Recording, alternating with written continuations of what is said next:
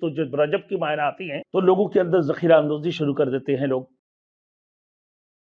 Thanks for watching. Don't forget to like, comment, share and subscribe to Maulana Habibullah Rouhani Official. اور اسی طریقے سے میرے دوستوں جب رجب کی مہینہ آتی ہیں تو لوگوں کے اندر ذخیرہ اندوزی شروع کر دیتے ہیں لوگ.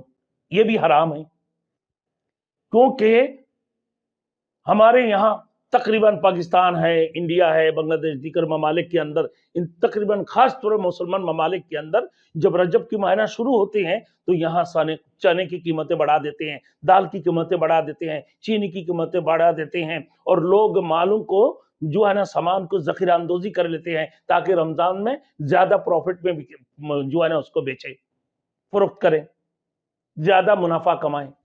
تو یہ بھی حرام ہے کہ ذخیرہ اندوزی نہیں کرنا چاہیے، بلکہ اللہ سے دعا مانگنا چاہیے. اللہم بارک لنا فی رجب و شعبان وبلغنا رمضان. اے اللہ تو رمضان اور شعبان، رجب اور شعبان میں ہمیں برکات عطا فرما اور رمضان تک ہمارے عمر لمبے فرما، ہمیں لمبی عمر عطا فرما کہ ہم رمضان تک پہنچ جائیں.